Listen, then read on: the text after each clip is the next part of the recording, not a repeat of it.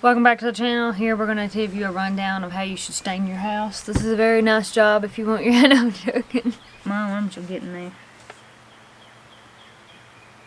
My Cool. shoulders, White. yeah. No tan on my shoulders.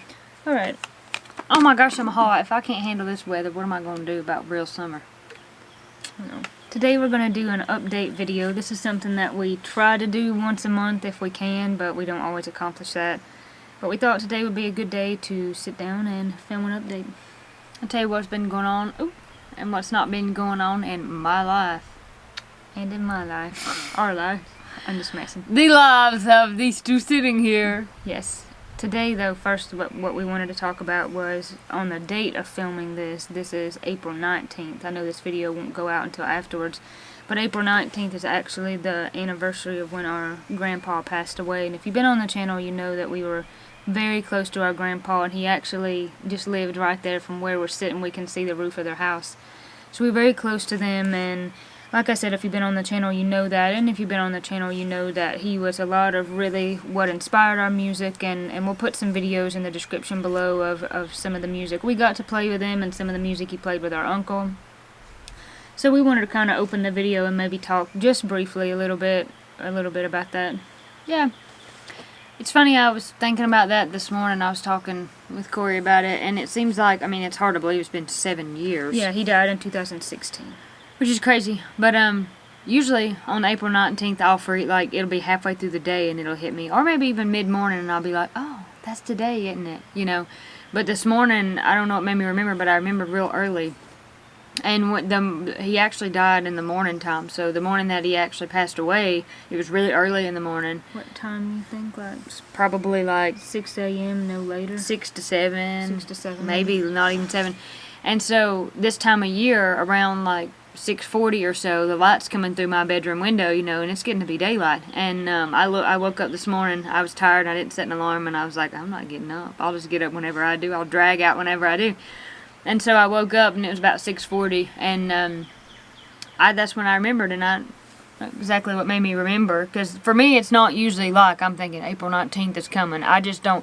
I miss him every day. It's not like I miss him more on this day than I do the others. I always think about him, and just I was thinking about it, and I'm like, this feels a lot like, you know, just made me go back to that place of what I felt like and what I remembered, and I was like, man, that was probably if not the worst day of my life. It's probably at this point, you know, what I felt like. But I just got this feeling, and I was like, man, but I don't feel that way today. I don't feel that way today at all. I don't feel like, you know, I might have cried a little bit this morning, but I was like, I don't feel like crying. I don't feel like having some sort of, you know, just in essence, some sort of grief or panic attack like I had that day. I just felt this like, that hallelujah. Like I want to get up and start singing hallelujah, you know, this blessed assurance. I'm like, man, it's hard to believe it's been 7 years, but it ain't going to be forever, you know. And I had that joy of like, I am going to see him again, and how lucky am I? I've got all these pictures and all this music and all this stuff to remember him by. So it's just really interesting to think of like somewhere right along the time, around 6:40 is probably when he died, and I'm like, and that's what I'm remembering, but this time I'm not.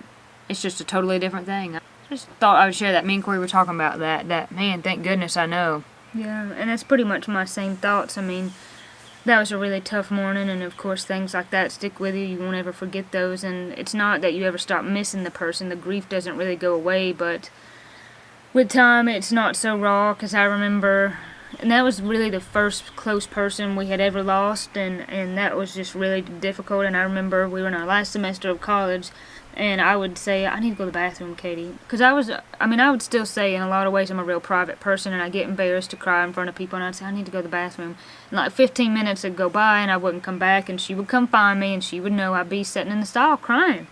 You know, just because I was really upset. I know I said that word wrong, you're looking at me, but I can't help it. And yeah, this year, I mean, this go around, I'm sad, and I think, wow, 7 years ago, you know, what I was facing and how tough it was. But then like you said, I just feel kind of more of a peace of, thank God, this ain't it, and that we'll meet him again, you know, and that's really peaceful. And I think it was the day before yesterday, I was at Granny's.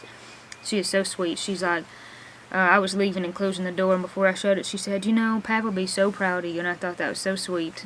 that was just really precious of her to say. And That is sweet. you know, and you think about all the things, like, I wish he could have met Austin. I think he would have loved Austin. And then he never seen any of his great-grandkids, and now he has 5. Mm-hmm. And, you know, you think about things like that, but then you also sometimes look around and think, yeah, but A, he was hurting, and B, the way the world is, wouldn't want him to be here to see this. I wouldn't bring him back for a second. I So- wouldn't bring somebody back who I knew was just At for my peace. own sake. Yeah, he's at peace, and that's just. Plus, it's funny because I think about this all the time. Like, you think you're gonna fight with God and win, Katie? It ain't. No matter what happens, God always has His way and His will. And you can go kicking and screaming, or you can go on your own 2 feet. He'll take you either way, because either way, you have no choice. You Right. know. And- So. And, you know, he was old. He was 78, you know, and he lived a good long life. And he was hurting there at the end. He was hurting. And He was sick, yeah. He was sick, and he was ready to go. And he passed away at his house. It was real sudden, but he got to go out on his own terms. And he was Right. such a private person that he did not want to end up having to be hospitalized. That was like one of his worst fears, that he would Yeah. become a burden to his family. Or be in a nursing home or something. So it really was. I mean. Once we got over the shock and the grief, Yeah. we were able to see that we were grateful is a blessing. Because everybody has an appointment with it. So, I mean, Right. the fact that you could be at home and it could just be like that, you know, that's very lucky. So, And we also saw, this makes me think about it, I saw this morning that yesterday at the time of filming this video that Charles Stanley passed away, which is really sad. He was 90 years old though, and boy, he did some good work. He was a evangelist, but he did all kinds of stuff, and he's really great if you never listen to his stuff on YouTube. the good thing about him is he may be gone, but his legacy will live here forever. That is very true. Let's talk about some brighter topics here as far as an update goes. Let's do it. I don't know if anybody sees. My hands are slightly tan. We were like comparing tans, and I said I have a slight farmer's tan going on. My arms up here are white. I'm getting a little tan. Austin has a serious farmer's tan. It is. I wish he was here. It's pretty funny, honestly. It is funny. I was like, I never knew that your hands, like right here, could be tanned, or like your fingers, or I was fishing Saturday, and I never thought about, this time of year you don't think about using sunscreen because it's still April, and it's just never something that crossed my mind. And I had a bandana on. I didn't have this one on, but I had another one on, and my face got burnt pretty good. And then just from holding a fishing pole, you might be able to see that angle. You can see a watch tan line there where I had my watch on. Just from holding that pole, my hands out in the sun. I had a long sleeve shirt. It was a little windy on the lake for most of the day, but at the end I went ahead and took that long sleeve off because the sun really come out.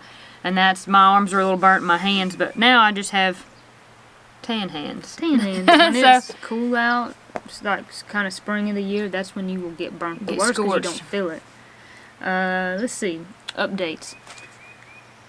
As far as garden stuff goes, I've got maybe a few garden updates. Austin and I still want to play around with the deer fence because some of the stuff we planted has come up, and I'm scared about the deer finding it. I'm scared about the slugs again. Oh, We found that the slugs were totally living in the daylily or irises that haven't What? bloomed yet. Yeah.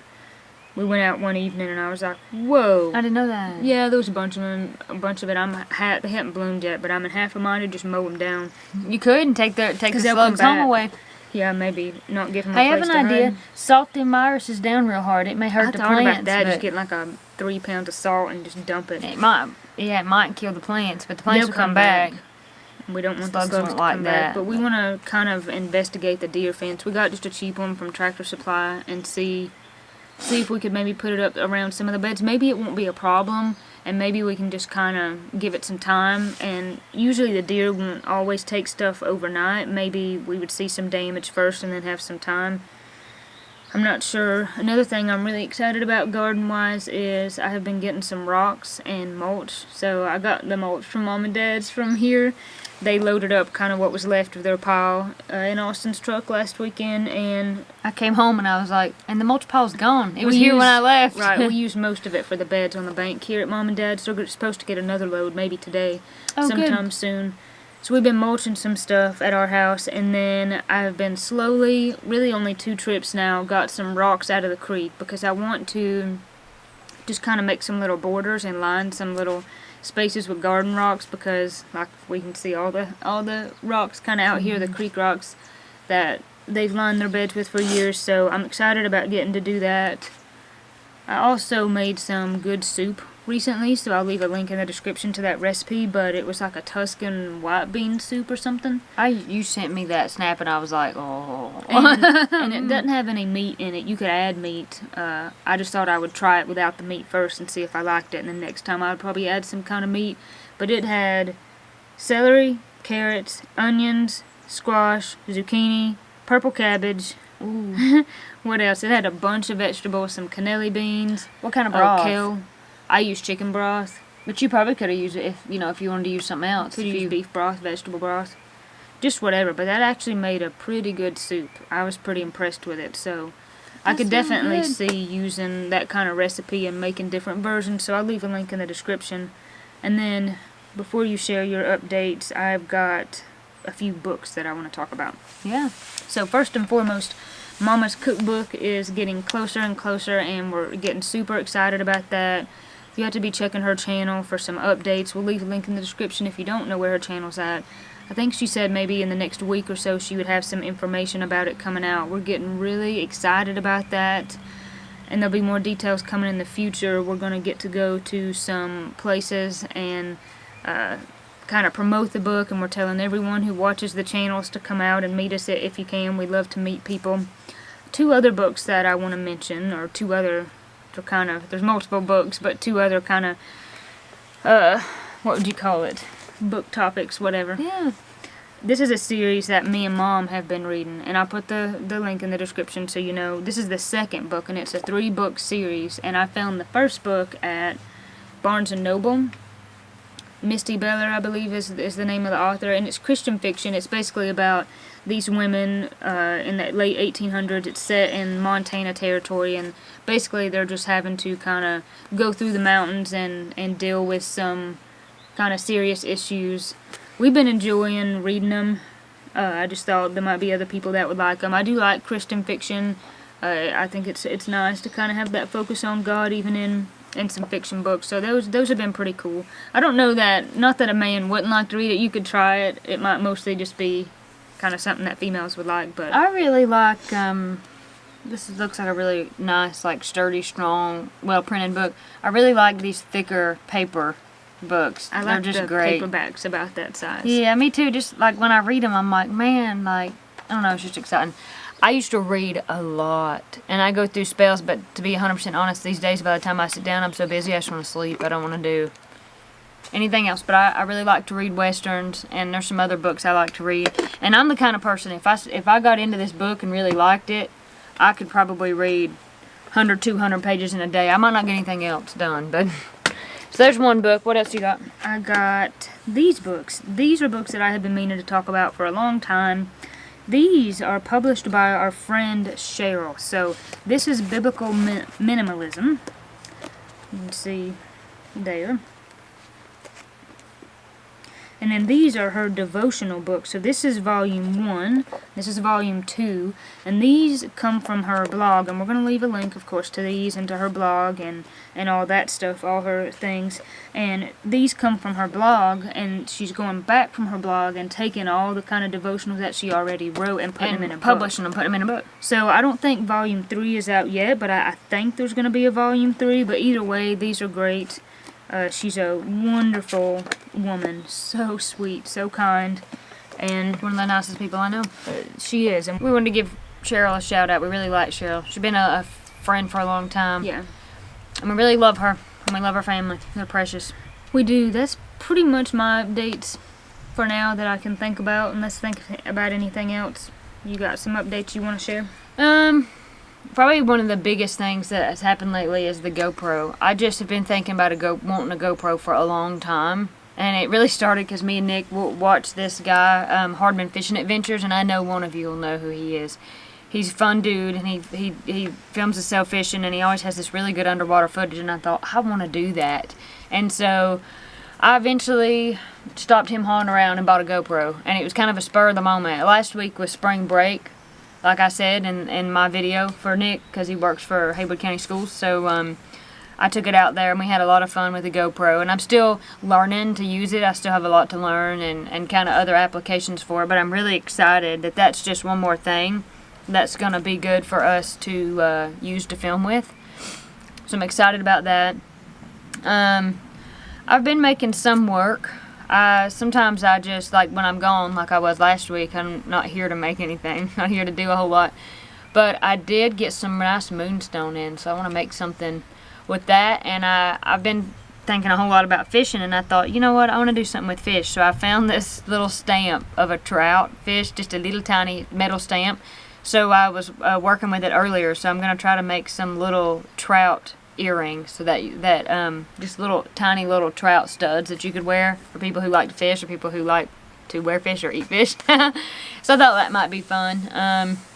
Maybe I'll do that. I like making the stud earrings because they're little, they're simple, they're fun, they're cheap. Made this stud earring. You probably can't see it on camera very well. Oh yeah, the stone one. The stone one. So I like doing that.